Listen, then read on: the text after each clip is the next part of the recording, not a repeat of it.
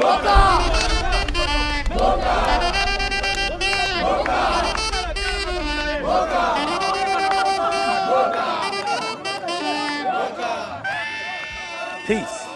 In the name of Allah, I'm Aubrey Muhammad. I pray that everyone is well. Facebook family, friends, believers, welcome to my live session, The Necessity for a Native Black American Agenda. I'm glad you tuned in. I hope your Sunday is well. I'm over here, Eisenhower Park. It's not too bad. The heat went down. It's overcast. Yeah, let me give y'all a little bird's eye view here. Well, a little 360 view of the park here. And it's nice, you know, didn't get as crowded today. That's the lake over there, the pond. It's nice. Families out there having a concert over there. And I'm pretty sure just like every, and that's Memorial over there. Just like every Sunday, folks start coming in about now. Like about 6:30, they seem to come in a lot. But I pray that your Sunday is well, and I hope your week was well. And just an update from last session. Politically in Hempstead, it was a short, that's the village board special meeting, a Tuesday, was just a brief special meeting at 5:30. Because you know we have village board meetings that you all should attend. Hempstead Village Board meetings. The first and third Tuesday of every month. Come on out to the regular board meeting. This last Tuesday was a special meeting. It was quick. I believe it was over the fire truck purchase and put in a motion. We was in and out of there fast, but the first and third Tuesdays of every month. So that what's next month? This is August, September, the first Tuesday in September, and the third Tuesday in September. Please come out to the village board meetings. Very important. Okay, I see my sister Cheryl Limehouse chimed in. Please remind me. Yes, ma'am, I will, my sister. I keep you tuned because we got to show up. And depending on what they're doing, we show out. But we there to represent. We must be fully representative. So the next meeting, the 1st of September, the first Tuesday, come on out, 6:30, Hempstead Village Hall. Please come out, that's very important. Because regardless of what we do, if we don't control, like Amos Rothschild said, I don't care who make the laws, I print the money, we don't print the money. We run for the money. We scatter. We lust for the money. We have a compulsive desire to collect money by others who print it, our enemies and oppressors. So he said, I don't care who make the laws, I print the money. We don't print the money, so we're concerned about the laws. So we got to get in with the laws and our own money. And that's why we're present every board meeting. Now, well, it's 6:04. And oh, you're welcome, Sister Cheryl, you're welcome.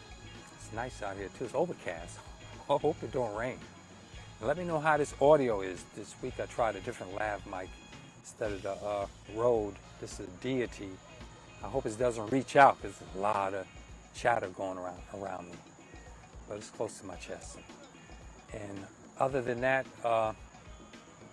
getting to the subject, the necessity for a Native Black American agenda. We must do it. And why am I saying Native Black American? Native Black American, I'm talking about, you've heard other expressions, foundational Black Americans, freedmen, and those of us that built the country. Basically, it's the foundation of America. Native, I'm speaking of Native America. We were here before Caucasians. 500 years ago, we were here before Indians. We were here 16,000 years ago. Even that Lucy, the oldest skeletal remains in the Western Hemisphere, is a black woman. They call her Lucia. She's not Lucia. She is our ancestors. She is of the Aboriginal people around the world. Black people peopled the Western Hemisphere. That means there was no people there before. People means the first, and that was black. Her remains are in a museum in Brazil. and they call her Lucia after Lucy in Ethiopia. The old Richard Leakey supposedly unearthed Lucy 4 million years ago. Skeletal remains. They call her Lucy. Some English name. We're the original. We Asia. Call them Asia. Call her Asia. That's who she is. And in the Western Hemisphere, the oldest skeletal remains they have found thus far, which we can go back further than that, is of a black woman. And they tried to, and you know, they try to hide that history too. It's a hidden history because they burnt the museum down. They burnt the museum down a couple of years ago. And her skeletal remains survived. All praise is due to Allah, but they tried to burn any evidence. These people have a mission to keep our history hidden. We were over here by the millions. Like 30-40% of the Western Hemisphere was black, original black, and the rest were like brown, reds from India, Polynesia, and some of us came from West Africa. The Moors came over later, and in the Nile Valley we traveled over here thousands of years ago. So don't get it twisted. We the original people. We were always welcome here. This is our land. We were not strangers here. We brought civilization. Many of you just ungrateful. You don't value black, so you don't recognize that. Because you suffering from white supremacy. It's infected your head. They got you thinking that light skin is better than dark skin. Being closer to Caucasian white people makes you better. That's a complex that the whole world suffers from. Native black Americans. Those of us, we built the country. You could say foundational black American. You could say freedmen, because freedmen, you had to be freed from what? From slavery. You came up from chattel slavery. Freed from what? Building the country. We were over here 1555. We were brought over here on a ship named Jesus by no good Caucasian, Sir John Hopkins. The university is named after him, John Hopkins University. Some people call them John Hawkins. He tricked us, promising more gold for our labor on the west coast of Africa, the islands of Cape Verde. Portuguese and the Spanish were planning the conquest, and later on the English and Germany and the Dutch, everybody else got on board. That was originally just because we were the Moors in Spain. We were ran up out of there with the Jews. The Jews went on over to Cape Verde Islands and raped black women from Africa on that island and produced princes, Laconda Jews. Christopher Columbus was one of these Laconda Jews that worked for Europe against Africa. And they saw how superstitious we were and easily tricked in West Africa, and how tribal we were, fighting each other, divided and conquered. So from there, that's when they had the idea to bring us over here en masse like that. But we were already over here, and we were spiritual. And we were more warrior-like over here than West Africa. We had warriors. The warriors survived. The warriors went into the interior, retreated into the interior. Well, I'm speaking of native black, so we were here thousands of years. Native black Americans that built this country. 1555, we landed here. Some of us were even here in the 1400s. Columbus and them came over 1492 to Cuba and Hispaniola, the island of Hispaniola, and other Spanish came into Florida. All right, so we've been here before them, but they forced us to build the country. That's 3 centuries. 1555 to 1865. That's 3 centuries of forced labor, chattel slavery, and the worst treatment any human, anybody on the planet have suffered. That treatment for that 300 years and up to now, the residual effect is here. The generational trauma is here. Yes, but that 300 years was the worst treatment any people have suffered. We did that, building the country. They stole the land and stole us to build the country and kept us hostage on plantations and mills and other arenas of exploitation to build the country. And to a mountain of gold, stolen gold. America got the largest gold reserve in the world, 8,000 something tons. Ton is 2,000 pounds. A big car weighs 2 tons, almost 4,000 pounds. Hey, that's ours. It was stolen from us. They owe us that. We were targeted. That's why we need this agenda. We don't have an agenda. We've been lumped right along into what? Minorities. Dumb crap, man. We accept this Bull crap. Minorities, people of color. They even had other names, stupid names, disadvantaged, underserved, dumb stuff, and just black. Native Black American agenda. Get it right. Don't go by any other name. If you want to be called something, the greatest thing you can be called, the greatest term we can have towards each other that the most honorable Elijah Muhammad teaches us is brother and sister. But if you want to describe yourself or you want to define yourself, the greatest definition is God. I am God. And we be that, and that's righteousness. Working through righteousness, you find your nature. And in your nature is God, your original self. That is the original Asiatic black man of the planet Earth. We call the whole planet black. They targeted us and stole everything. That's why we need an agenda. Then after emancipation, this is 1865. Abraham Lincoln, excuse me, 1 second, get some water.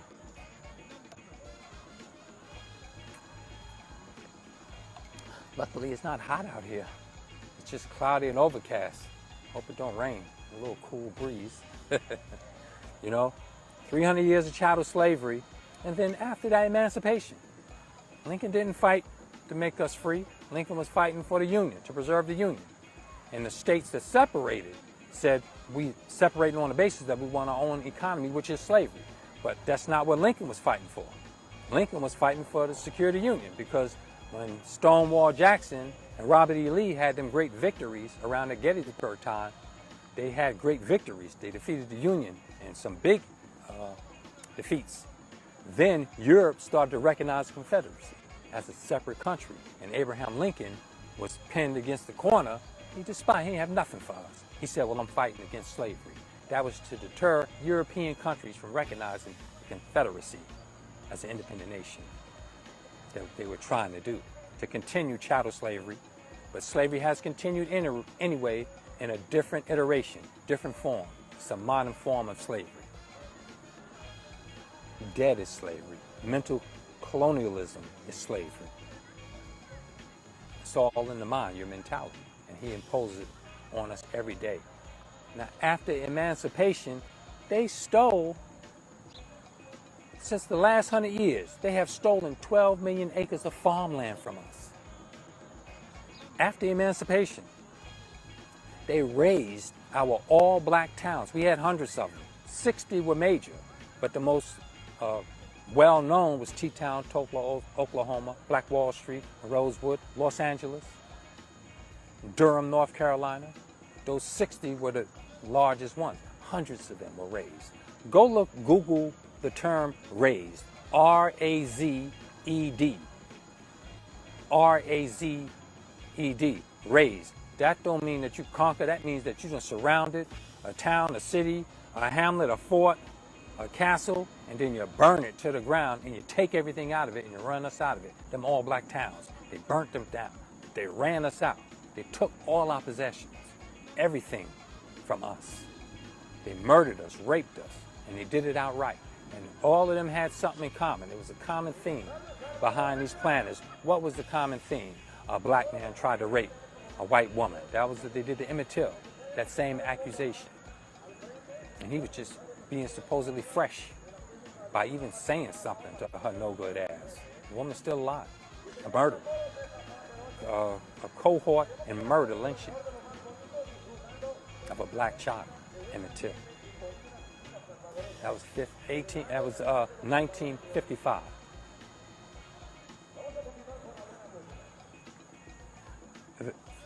$12 million acres they stole from us. They raised them hundreds of towns. Some of the towns they buried under lakes. These are wicked people, man. Did they do that to you? As there are no immigrants that was done to. Black immigrants from Caribbean and Africa, this was not done to you. This was done to us specifically. If you're in the Caribbean, you're from a different experience. If you're from Africa, you're a totally different world. You're African, what are you immigrating to America for? You're an opportunist. You're an opportunist because you want some of the stolen gold. You want a piece of it. You want a piece of the action. 8,000 tons of gold, all stolen. The land stolen. This empire was built off the blood, sweat, and tears of Native Black Americans.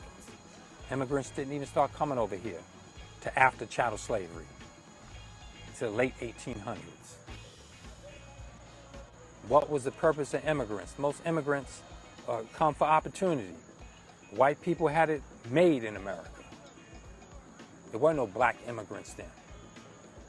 After we literally emancipated ourselves because we were rebellion, we were killing, we were revolting, we were burning crops. There were over 200 revolts across America since slavery. Two of them, the most famous ones you know is Nat Turner, then Mark Vesey, Gabriel Prosser. Those are the most common ones. The other ones, we destroyed crops, we sabotaged stuff, and we was raising hell. And it became too unprofitable to handle us, so they figured out another way to do it. That's an experience we went through.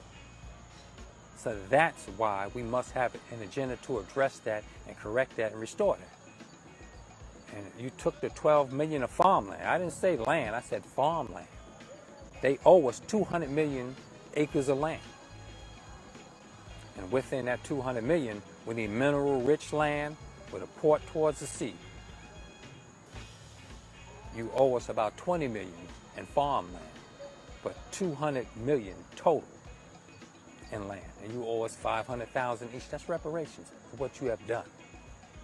See, that agenda, especially specifically towards reparation, is specifically what happened to us. And if you have a different experience, you ain't owed no land here. They didn't take your land. You may have been racially discriminated. I have a list here of what they did to us after emancipation, after 1865, in the 1900s. They lynched us outright. Murder, terrorism, daily terror. They miseducated us. They had us as the boogeyman. The first films were specifically towards us, mocking us, dehumanizing us. Black codes. You couldn't do things if you was black. You couldn't say things if you were black. Jim Crow. Redlining. This is down to modern times, the last 100 years. Higher interest rates, a black tax, displacement and gentrification, and devitalization, where they take the areas we at and they purposely don't invest in it anymore. Let it go down so they can redo it for a new generation of white settlers to resettle it. That happened to us for 100 years. It's been 1865. It's over 100-something years since emancipation. They raised an all-black town. That's a unique experience that requires a unique agenda instead of this bullshit we keep cooperating with minorities. Chinese oligarchs are minorities. Billionaire Chinese oligarchs send their children to America and they get to put down on minority because they're minority. That's stupid. We don't get that. Women, white women are minorities. So-called Latina are minorities. They don't have our experience. We need an agenda based upon our experience. Matter of fact, a lot of immigrants that come here white-minded anyway. That's why they want to come here. They understand the written rules, and they had to hide the written rules, but it's unwritten rules here. If you go along with white folks, you get some of the stolen loot. They understand that. These countries create brain drains to come here.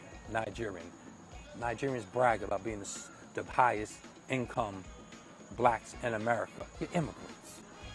You're ambitious people. You aren't the common Nigerians coming here.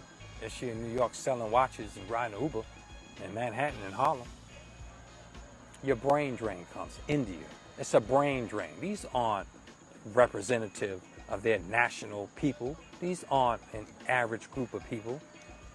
These are specific immigrants to do the replacement of native blacks as servants in this nation. We are willful servants. The majority of us, some of us Trump and all, some of us militant, some of us nationalists, some of us want for our own. Some of us, and that number grew the last 2 years since the pandemic. That number probably doubled like that. We woke up like that. So others get to take advantage of us under minorities and even just African American. those benefits and stuff for us is just like Native American. When you hear Native American, everybody can't apply for that. When you go for a school loan, when you go for business loans, when you go for anything, medical, all these programs, you have to check the box, and it's programmed specifically for Native Americans. We are Native Black Americans, because we the black people in the Western Hemisphere. So we can make that distinction because it's an experience. The Native American have an experience. You know, so that experience got to be spoken to. None of you went through that Jim Crow. None of you went through that, lynched. And that opportunity goes as soon as the opportunity goes. The opportunist comes for opportunity. What's the opportunity? Come get you some gold. You know what I'm saying? You come get you some gold, they cheer you on. And, how you doing? Walking by, nice family. You know? You immigrate to the place where you get money, where you get proceeds. Well, the proceeds you aiming for are stolen goods. America is all stolen land, and they stole us to build the land, to build the country into a superpower, to an empire. America is an empire of white supremacy. And we built it, and we need reparations for that. So you cannot leapfrog over here as an African or a Caribbean immigrant, calling yourself a black American, to get benefits that were slated for us under the guise of minority and even African American. That we need a distinction, because we need restoration and healing. We were robbed of our culture, robbed of our name, robbed of our religion. And some of you, I'm not saying all, I'm not stereotyping all, because some of our people from the Caribbean are nationalists too, and have black pride and love themselves and our people. So there's a small group amongst them that are right on, that we call them riders, that they were like Marcus Garvey, like Bob Marley. Loved our people, loved all the people in the world, especially black people. We spoke into our pain, redemption song. Anybody else sing no song like that? Now that opportunists got to be distinguished, man. We have to remove the opportunity.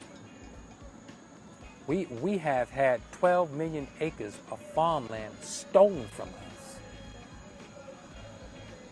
And I missed the ad. I had an ad I was going to show. It was one more ad that I forgot to show. I was going to show it to y'all. I saw it on social media. I'll describe it and I'll show it later on a post, or maybe next week. It was an ad on social media for, you know, those, if you had Johnson & Johnson powder, you had cancer or ill effects, you get a claim, a class action lawsuit. Or if you're in a car accident, it's the defective tires from Goodyear, or you had some Firestone wheels and your car was damaged, get in this class action suit. I was looking at social media, and all across the timeline came, and I screenshot it, and I'm going to show it next week or later on if I do another live on this. A screenshot, have you been picking cotton? It was a scene from the South of people picking cotton. Mainly it was so-called Latina immigrants from like Mexico and stuff, and Ecuador, in the South picking cotton. Laborers, Spanish-speaking laborers. That's who the pictures was. I'm gonna show you the picture. You'll see in the picture. They had on the head coverings and they were out there picking cotton. And they had the ad said, have you been picking cotton?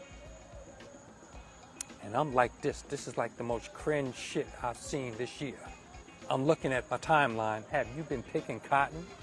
Well, if you got exposed to this pesticide, you can get a class action suit. And I said, well, damn, ain't this, I screenshotted it, but I was doing something else. I have something else I'm gonna show you right in front of the screen that I printed out, a reverse printout, a good book you must read. So they think over that. You've been working, picking cotton. I don't care what race you are, if you were doing it. Black, most of them is so-called Spanish-speaking immigrants, laborers, in cotton fields in the South. You've been picking cotton a year, 2 years, maybe the most, a decade. Black Americans, we wasn't picking no cotton unless we owned the plantation or the farm. Huh? So we were growing tobacco, crops, all water, fruits, all that on those farms. Cows and unfortunately pigs and stuff like that. They asked, have you been picking cotton? If you have, and you were exposed to this pesticide they use in the crops, we can get a class action suit. And they're giving them compensation. That's reparations. Can you believe that? I saw that come down the Facebook timeline, and I screenshot it, but I forgot to print it out for you. But I'll put it on, when I upload this to YouTube and I swap it around, I'll put the screenshot of it, what I was talking about, and I'll discuss it later. Now imagine if you did that for a month, a year, your labor, and it endangered you, and you getting compensation in hundreds of thousands. Some of y'all get millions if it's lifelong. Imagine what you owe us for 400 something years of this bullshit, of building the country, of giving you the opportunity to come and get some of this stolen gold, picking goddamn cotton. Imagine that. I saw that on the timeline. Some of you immigrants mock us. Some. I'm not stereotyping anyone. I've heard with my own goddamn eyes. I've heard you code switch Caribbean immigrants, African immigrants, black. I've heard you code switch in front of me. You thought I was Jewish or white. This was in Queens. I heard it with my own ears. Caribbean sister in the laundry room, talking regular stuff, just talking in regular conversation. And then when I got around there, or some other white man, you flip to your accent, your native accent, whether it's Caribbean or whether it's African. You switch to the accent to signal to me, because you think that I was Jewish or something like that, and you're thinking, or white supremacists, because you know how many so-called light-skinned white supremacists of mixed race, so-called mixed race people are on covert white supremacy. So you're thinking I'm on one of them coders, and you're thinking I'm a white supremacist. But a beige, Jewish, light-skinned Latina, whatever you assumed I was, she code switched to that Caribbean accent to distinguish herself. I'm not one of these niggas, one of these black Americans. I'm not one of them. I'm different. You do that. And I've heard them complain with my own ears, these black Americans are lazy. I've heard this in the 90s. In Harlem, and in Long Island, Hempstead. This is in Harlem, the instance. You people are lazy. Look at the logic of this. We built the country, everything was stolen from us. And I even heard stuff like, oh, if you work hard, you work long, you save up, you'll be successful, you'll be like me, like you, an example for us to model ourselves in this wicked nation that's the apex of white supremacy. Well, immigrant, suppose you were promised by these good white Americans, you know what, immigrant, come work for me, 80 hours a week. Come put in that 80 hours a week, I'll give you $2,000. It's Caucasian. You're working hard. I'm supposed to, now you're looking at me. See, if you come and work, you get rewarded for stolen property. So you work that 80 hours and you go to this no good cracker at the end of the week. And he does to you what he did to us. He said, here's $50. Like, what $50? You promised me. You gave me your word. And if I worked the 80 hours, you would pay me $2,000. And I worked hard. Double shift. $50. And then that crafty Caucasian American, the most diabolical man on the planet, promised you, well, you know what, immigrant, next week, put in that other 80 hours, and I'll give you, put in another 80 hours, and I'll give you $5,000. And I only gave you $50, and I owe you $1,950 more, but put in another 80 hours, and I'll pay you $5,000. 2 weeks come, and you come to get your pay, and he lies and says you owe him $50. You owe, I never said that. He tricked you. He deceived you. That happened. Now, would you go back to work for him? You did that for 2 weeks. Imagine doing that for hundreds of years. 300, 400 something years. We don't have no faith in him. We don't trust him. The foolish of our people who don't educate their children. Our people don't warn the generation in front of them what's going on. They just soup them up. Oh, go get an opportunity. Go get a job. Go get a school that'll make you get a better job. Go submit to white folks. Don't make waves. You understand the subconscious threat black men have towards white men.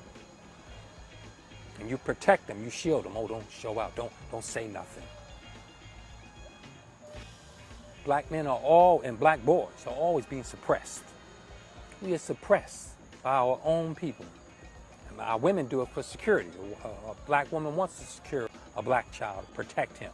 So she thinks she's being protective while suppressing his nature and expression. So we say don't do it.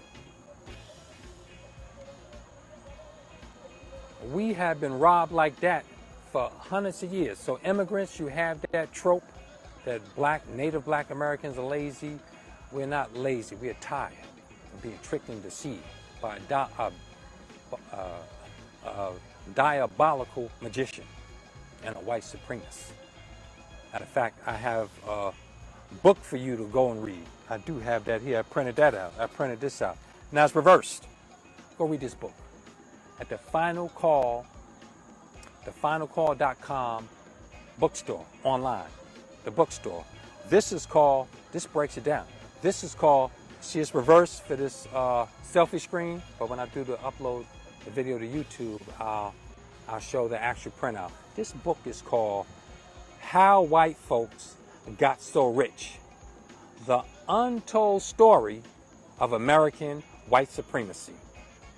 Now this is the new edition. Make sure it's the new edition, updated and expanded, with Benjamin Franklin face on it. The other one had like Donald Sterling face on it. But that one, go get this book. And it breaks down how white folks' wealth came directly from exploiting us.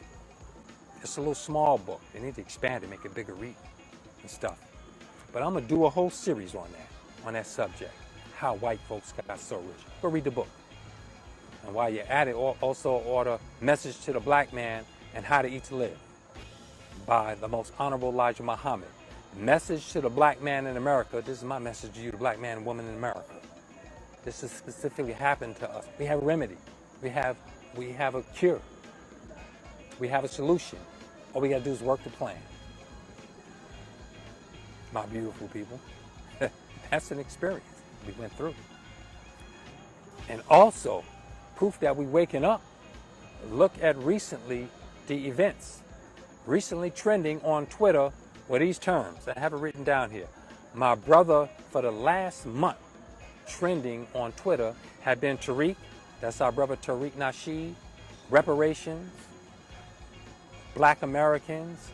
Marcel. And that all came up, all of that activity came up because we were waking our native black American people up. Foundational Black Americans, freedmen, to a rally in Washington, D.C. in October that the enemy is redlining. He's working behind the scenes to deter it. They shot across the bow of the movement by appearing to our brother Tariq Nasheed's house. The FBI made a surprise visit to the house, asking him random questions. That's an intimidation tactic. It proves how effective we're becoming. And that indicates to me, being involved with the deep state, I've been targeted with the deep state since 2010, directly, intimidation. And they're in all organizations. They're deep in all, that's why we call them deep state. But they're deep within organizations, hospitals and schools, and all corporations. The bigger. I have a saying, the bigger the corporation, the deeper the state. That's the deep state. And when they appeared to Brother Tariq's house, asking random questions, that indicates to me that they were behind the scenes, undermining him, trying to discourage this movement, and it failed. So, and part of that we can see is a red line. All the marches in Washington that everybody do comes straight through. That stuff is straightforward. You get your permit, get it organized, you pay all the fees, and you get everybody organized and come to D.C. That's been going on since the 60s. What's the deterrent? What's the red line? Why Native Black Americans? Foundational Black Americans. I've been to D.C. in the Million Man March, the Million Family March, the Million More, even the Million Women's March. That was in Philadelphia. Excuse me. The Million Woman March was in Philadelphia. I was selling peanut pies and cookies and doing like security, and that was a women's march. They handled all that. That was all black women. The Millions Woman March in Philadelphia. They covered that. They took care of all that. I was like a backup. We weren't on no positions and posts. I wasn't on no posts. We privately went to support our sisters. Vending. He was vending, you know. But nationally we support. Something broke down, we protect our sisters. Because we protect us, we men. And we protect all our people. Some of you say, don't protect a woman who's being raped, who's being abused. Don't protect her unless she's related to you, unless she's yours. Well, how would you feel if your wife was walking through the mall? Brother, your daughter, and somebody was disrespecting her, catcalled her. Wouldn't you want me to intervene? Wouldn't you want a man to step up and protect your relative? That's how that works. Be righteous. Be looking out for all of our people. Because we are a threat. Native Black Americans. We're waking up, and reparations is not light. Reparations is going to change. It's going to change our condition. That's land. 200 million acres they owe us in land. 20 million of that got to be farming. Got to be mineral rich for mining. Got to have an outlet to the sea. Then 500,000 each. A check. Cut the check. Pay us the check. 500,000 each. For hundreds of years of exploitation of building the country. You have 8,000 tons of gold. I'll take 400 ounces of gold. That's a 20-pound bar. That's a trade bar. They do in between the mints and stuff in the banks. That bar of gold, that's 400 ounces. I'll take that, and I'll take 100 in platinum. That's my reparations. And pay. They're blocking us in D.C. And you want to know, you say, oh, you're being a conspiracy theorist. I'm a conspiracy analyst. Go watch Snowden. Go watch Snowden. It's the story of Edward Snowden. And that movie, he makes a cameo, appearance in the end. That's Oliver Stone's Snowden. Oliver Stone, who is revolutionary, watch Edward Snowden. It's called Snowden. In there, Edward Snowden was a high-paid CIA contractor, doing with data information, writing codes and stuff like that. He was brilliant. He was one of the outstanding persons. He was lied to and told that all of this worked it was an underground city. They have underground bases, I think that was the Democrat, who was that? The house, I think it was in it was a old nuclear, what you call that, bunker, underground bunker city for the Senate, I believe. A nuclear war or something happened, the Senate, they go underground to the city. That's why these bastards feel privileged. They feel special. They feel important. Only looking out for the ruler class. Well, Edward Snowden, CIA, working for the U.S. Army and intelligence, thought he was being patriotic by getting data on all these people. He found out that all of this, the NSA getting all that information, was not for foreign terrorists, was not for Russia, was not against these people. Most of the people he was spying on and even undermining were Americans. One in particular that spooked him was a Pakistani national. They wanted something from him, the deep state. They set him up. This white boy gets him in a bar, and you dumb immigrant, you're slow. People, immigrants, this is why they let so many immigrants come over. Even the most intelligent and the most educated immigrants from Pakistan, India, in these other countries. They bring them over because they're so naive. You have this intelligence, but you can't see past the obvious. You can't see past the state. You think it's sanctioned. You think, oh wow, all this money I'm getting, profession. I live in a nice luxury place, I've been made promises, and it's the American government. It's the actual government. So it legitimizes the underhanded, dirty, diabolical doings y'all do. That's why they love immigrants, fresh immigrants. They are the #1 stooges and agents in this country. Because what do? The CIA and the deep state, they simply threaten them. We're going to send you back to the country. They do whatever they do. They are easily manipulated. And this was a Pakistani man in a bar, befriended by this snake white boy. Oh yeah, I'm your friend. He's buying them drinks, got him drunk. But before that, they found out the information before him. Edward Snowden found that information and gave the information and got the information about his family and his links. Those degrees separated from him. It was his niece, I believe it was going with another Pakistani immigrant, her boyfriend, that nobody knew about. There was secret, and the boyfriend, he had affairs and stuff like that. So Edward Snowden got that information back to the other agents. The other agents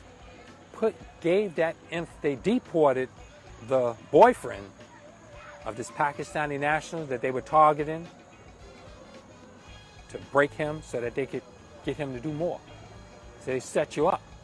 Everything they do is diabolical. You think you're getting away. You think you got a get out of jail free card because you're privileged to do what CIA is making you do, but they're setting you up. They want your soul because they're soulless. They're ghouls.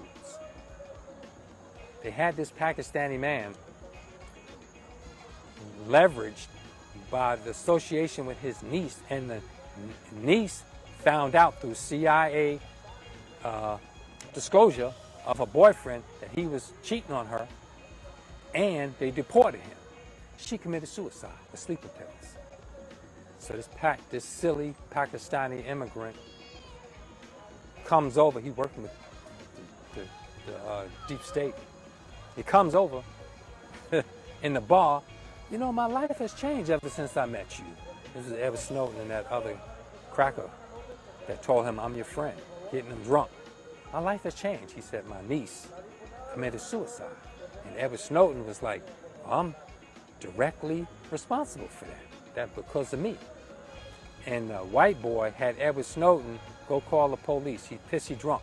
They lied and said he was in a car accident doing driving while under the influence, DUI. Edward Snowden said, but he's not in the car. I can't lie on this man. He said, look, you're going to do this, man. And that's when Edward Snowden discovered the dirty tricks of the deep state, the underhanded, the undermined. Go watch Snowden yourself. He can see you through this phone. Right now, they're looking at me through this phone and this microphone. If you have a microphone and you have a camera that's connected to the internet, Wi-Fi, the NSA, Edward Snowden, that his job was to turn on your phone while it was off. It could be off. He could turn on the camera without the indicator light coming on. And he could turn on the microphone without the power light or indicator light coming on, and record you and get all your information. And what does he do with that?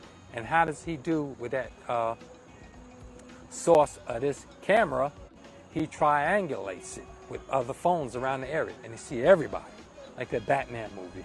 Remember when Morgan Freeman, playing Mr. Fox, was in Wayne Manor in the Batcave? No, he was in the Wayne Industries, the company, in the basement, and he made all those screens, the sonar screens, the whole wall full of like 100 screens, where it was locked in to all the Gotham City cell phones. And he was getting that information. That's for real. Edward Snowden was doing it. And he had blood on his hand. He got on his conscience. He's a patriot. And that's where we get all information from WikiLeaks with Julian Assange. And the witch Hillary Clinton wanted to assassinate Julian Assange with a drone in Edward Snowden. I think that was Trump that wanted to take out Snowden with a drone. But that was under Barack Obama. Barack Obama enabled all that. So that deep state is working against what J. Edgar Hoover said the most dangerous threat to America is black unity. We have never committed a terrorist act in this country. We have retaliated over 200 times since we've been here against chattel slavery. We fought against chattel slavery. We retaliated. We struck. Some of it was killing you. All praise is due to Allah. Shout out to our ancestors. May your souls live forever. For your patriotism towards our people. We burn crops. We poison slave masters. Remember Roots? That cracker that owned Chicken George, him and his wife came in. They found glass, powdered glass in their food. We used to do that. And give his ass a slow, bloody on the commode death. The deep state is targeting black Americans getting justice because they are obsessed with us. The whole notion around this country is built off of us. We are the targets. Because we are the mighty tribe of Shabazz, the original people. We are God. The black man is God. And they understand our potential. And they would rather take us down than to give us justice. They got this demented Joe Biden to come out. Oh, for a reparations study. Study what?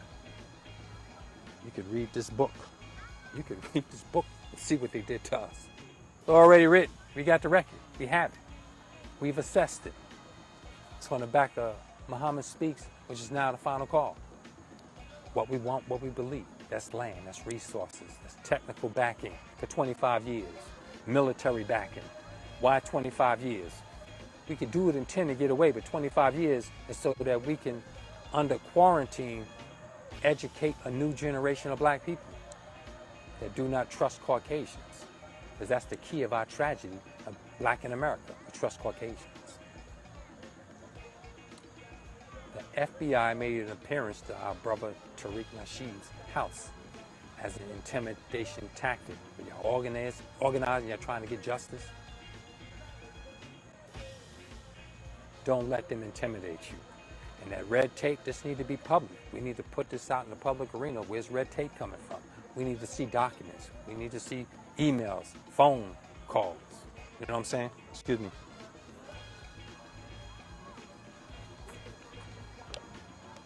Anything that breaks the social order, the status quo of wealthy oligarchs that rule the country and are concentrating more wealth in their hand, creating a bigger poor class, is a threat. Look at the gentleman, Dan Price. He was the CEO of Gravity. Dan Price, D-A-N-P-R-I-C-E, Dan Price. Go follow him on Instagram and Twitter. He woke up thousands of Americans and around the world to the social inequality in the workplace and corporations. Corporations have been the field for white men to be masters, modern slave masters, in control, making moves, admired, looked up to, called boss. Well, Dan Price took his pay as CEO and made it more fair, and the minimum income of his employees in Gravity, I think that's a pay service, like a PayPal and you know, the other pay services through your phone. You do a swipe square, and like Gravity was some sort of payment service like that. His minimum pay was like $80,000 a year for his employees. And why? Because he knocked out his salary. He wasn't greedy. He spread that wealth more. He let them work from home, doing remote work. Then after the so-called pandemic, what's that, January? They stopped that, they officially stopped the lockdowns and stuff and all that quarantine and stuff. He continued his workers where they felt best working, in the workplace, in the shop, or in the field, or at home. Work from home, whatever you get, however you're getting the job done. That's the best way to do business. And he was speaking of the inequality in this country. That's why the charges allegedly against him is sexual harassment. He supposedly abused some women at his job. And some woman said it was being done for a while. Well, why didn't you bring it out for a while? Because he was being very influential. Dan Price became very influential. And in his influence, They work behind the scenes and they get those women. And just like those immigrants, they set them up. And they say, if you don't cooperate with us and say what we want you to say, we're going to destroy this. And white women are in the Me Too movement now, so they feel they were energized by that. They were energized by the Me Too movement. Oh, we're going against our exploiters. And that came up against him. The allegations, I don't know. He has to carry the weight of allegations, if they are true, against him. He has to carry that weight. But you still get the message that he received, because their fight against so-called socialism, and they mocked him. They always mocked him. They had to give him a pass. News like Fox News and these other news channels, because he was so successful. His company was so successful. Had he given out that more equal pay amongst all of the company, a more fair pay, had he failed, they would have destroyed him. But he became more successful, more prosperous. And recently, he started trending. So that's how the deep state works. They go behind the scenes, and they get their agents, they get their people, they set them up. Most of these people ain't jumping up saying, oh, I want to be an agent of the deep state, the CIA, the FBI. They can hear, these people who the deep state use, most of the time, they entrap them. They leave money around you, man, especially at your job. American corporations, world corporations, global corporations are the workshops of the devil. You can go in there and be successful as long as you're willing to sell your soul. And a buck broken, if you're passive, the more passive you are, the more pliable you are, the more you excel in corporations. Aggressive, strong, testosterone-filled, masculine men, black men, don't thrive in corporations. Even when we build our own, they take them. They take everything. Those stooges, they entrap them. Go look at Jesus and the Black Messiah. That was Bill O'Neill. They caught him in a crime, and they said, well, work with us, and we'll work that out. But the other one is entrapment. The most popular one is entrapment. It's jewelry. That's money. That's steal. That's larceny. They set you up. They get their agents. They pay these agents. Edward Snowden proved, this was years ago when this first happened, during Obama administration. Edward Snowden showed their secret black budget. It was $50 billion in. These people have a $50 billion budget to do mayhem. You know, the car commercial insurance, the mayhem, the man all jacked up, starting trouble and stuff, and he's the man that covers the insurance. Mayhem. What is that, Allstate? What is that? Allstate, one car insurance company. And he causes the accident, smiling and giggling and stuff. They have agents like that. They start things with you, car accidents. They're in hospitals, they're in schools, universities, they're in police departments. They commandeer all the hospitals and police and fire departments. That's their specialty. That's how they get around. You hear all those emergency warrant sirens in the black communities, all that's being done on purpose. Half of the time they're not even going to emergencies. These deep state assets are driving these police and fire and ambulance services, intentionally turning on their fire alarm, their alarms and their lights to create this panic state in the black community, to make us think it's always like that, when it's not. Well, these agents, they easily move in corporations and organizations, you know,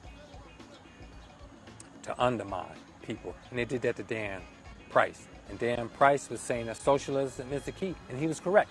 This nation is socialist. All these Caucasians and these white people. Demented Joe Biden is a blue MAGA.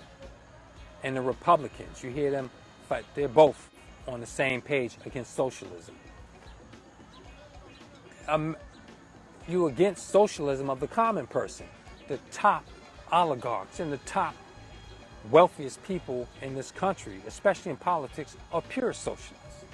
The Congress people, House of Representatives, when they get into office, they get wealthy. These people have free health care. They have the top dentists. They have the top schooling. They get free education. They get all these perks. That's the essence of socialism. All taxpayer money and corporate kickbacks. They get corporate kickbacks and favors. That's the essence of socialism. The thing is, they don't want you practicing socialism. They don't want the common person getting health care. They don't want the common person to get properly educated. They want to continue to miseducate us so that they can control us and contain us through the hegemony. So when rich people think that this is the way of life, no, it's socially engineered. And you are the social engineers and planners to keep us that way. And Native Black Americans coming to Washington, D.C., October, is a threat that J. Edgar Hoover said, what was the ultimate threat? A black messiah. They looked at the most honorable Elijah Muhammad. They said he's up in age. We're not going to focus on him. He did his work at that time. They said, look at Malcolm. Malcolm was a black messiah, the potential. Dr. King was the black messiah. Fred Hampton was the black messiah. And they were all assassinated by the deep state. Agents, that most of them weren't active police. They didn't go in. They didn't go in and submit. They were recruited, or what you call that, manipulated. They were manipulated to work for the CIA and the deep state. That's a terrible condition. And you can tell when we are a threat, they start working behind the scenes, and then you see it manifest. And when what they do behind the scenes don't work, they make appearances. Investigations, the IRS audits you. See how the FBI raided Trump? Trump was challenging the deep state. But Trump, he challenged the deep state. He called it fake news, the corporation control media, and the deep state. He acknowledged it. No other president did that except John F. Kennedy. When he said the secret, he called it the secret society. And he called him. He said they control the military. And Eisenhower, Dwight Eisenhower, recognized the deep state. He called it the military-industrial complex. Don't let them rule the country. Eisenhower warned that. That was a warning message to Kennedy, who was his protege. And Kennedy took on, under the counsel of his daddy, Joe Kennedy, he took on creating American currency, United States notes, those red notes. Kennedy changed that. Abraham Lincoln did the same thing. Both of them printed congressional notes. And both of them stood up for, well, Kennedy stood up for civil rights for black people, but Abraham Lincoln was coerced into it. But Kennedy, at least he had a sense that he would set the whole country to be empowered and enriched by our own resources instead of international bankers. And we see how that story went. Daily Plaza, Malcolm X assassinated, Dr. King assassinated. Everybody who starts challenging this hegemony and the status quo is taken out. You could be a mouth, you could be a critic, as long as you're in the shadows. But when you come to light, you start trending, you become a serious threat. And they work behind the scenes to take you out. And most of them are lackeys. Go look at all the trolls hating on Native Black Americans. All these trolls coming out at us. Oh, you're racist for love. We have a specific experience. We have a special experience. Hundreds of years. You take your, my aunt just called right in front of my phone. I'm out here at the park. So, our experience is that. They're working behind the scenes. When you challenge the status quo and the inequality that's getting worse. Y'all can't see this? They're creating a smaller, wealthy, controlling oligarch class and corporatists, and they're creating a bigger poor class. And they're doing it all through interest rates and inflation. Inflation is nothing more than CEO greed, corporate greed. They're keeping all the profits at the top. Look what happened with oil. They jacked up the price of oil, blaming inflation. Oil companies had record profits. During the last 2 years, Walmart, big box stores like Walmart and Target, had record profits. It's a pandemic. The competition, the small mom and pop stores, were taken out of business with the lockdowns. Their competition was gone. They grew. Now Target is crying. Oh, the money ain't like it was. Yeah, because the lockdowns are over. And your competition is coming back a little. But they want this country to resemble the Hunger Games. That's why they gave that so-called vax. When they implant chips in us, they want you to be, I have a saying, you're going to be cyborg, zombie, or God. I choose to be God. That's how the class is going to be set up around this country. And we as Native Black Americans cannot submit to it. It is a separate state, dual citizenship, like Israel. Similar to Israel. Israel is in colonization of Palestine. And you're oppressing, you have the Palestinian brothers and sisters in an apartheid state. We will not have an apartheid state. We will have an all-black state. And within it have dual citizenship, where we come back and forth at will. But you will need special permission to come into our nation. We can do it. We need an agenda. How do you do it? A national black agenda. A Native Black American agenda. That's the only way it's going to happen. And I'm going to finish off with my proposal, because it's a bit brief today, only an hour, because I didn't say what I had to say. Because we can do it if we form the organization and the platform for it. There is no studies needed. We just need to make resource centers and restoration centers to get us going. There is no waiting. We're going to do it. A cultural restoration center in Hempstead. You know what I'm saying, brothers and sisters? Where we deal with our people. We restore. We deal with this trauma. This is addressed. We were never taught. There's people that told me, they said, I was never taught about the raising of our all-black towns.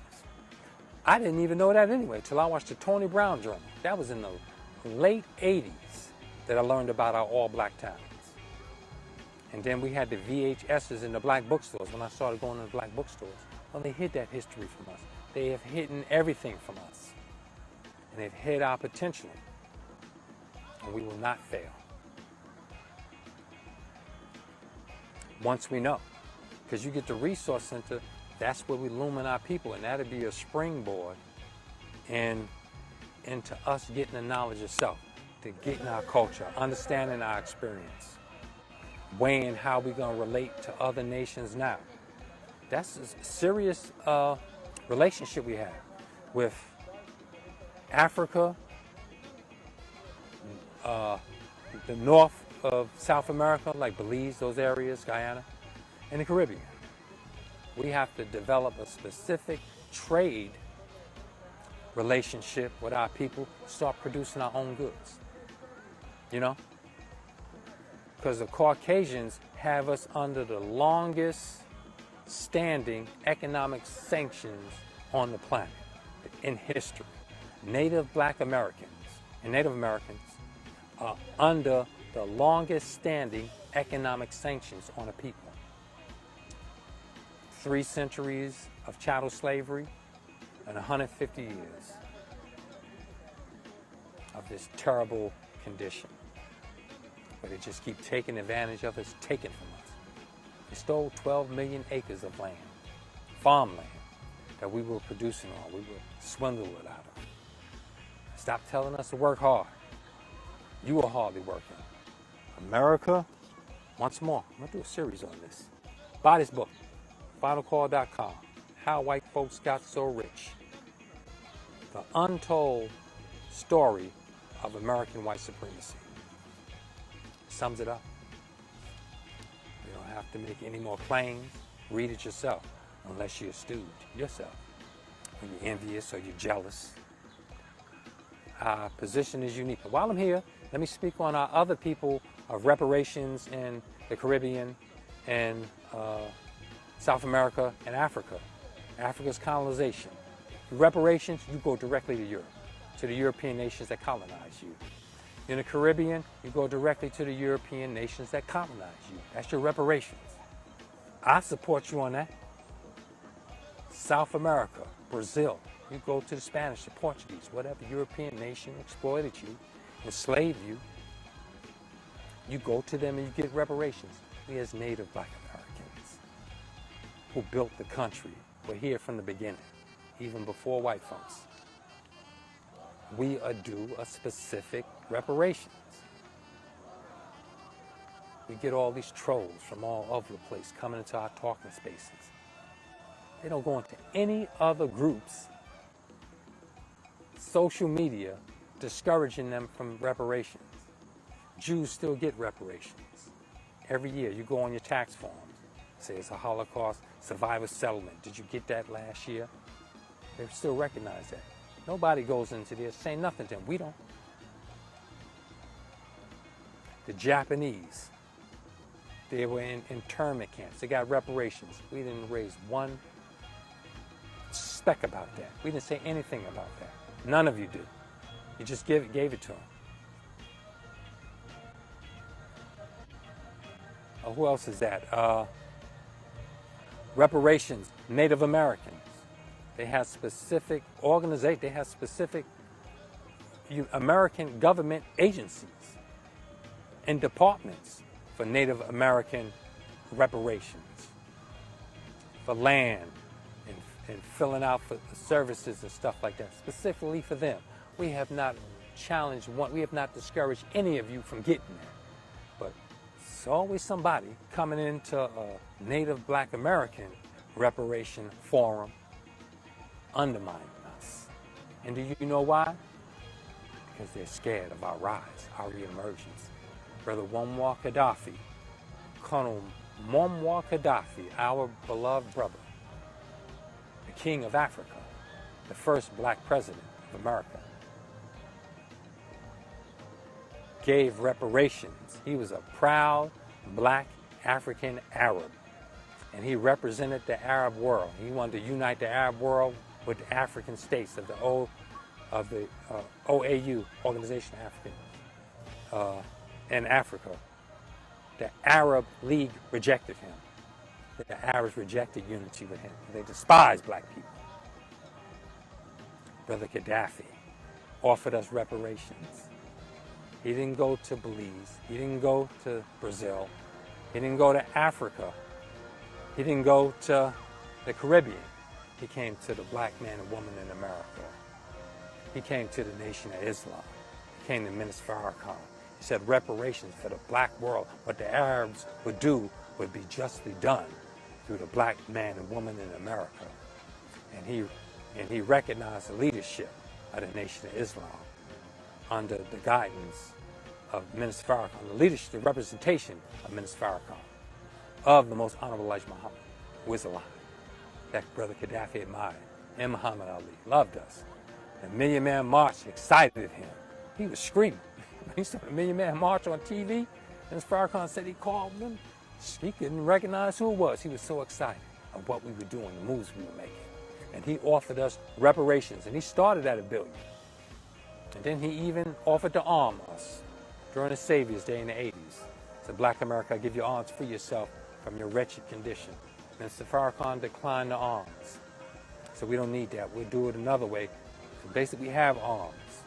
We ain't trained and cultivated on how to properly use them. We're not trained soldiers for our liberation and militancy and nationalism. That's what got to be cultivated. Everybody else does in this country.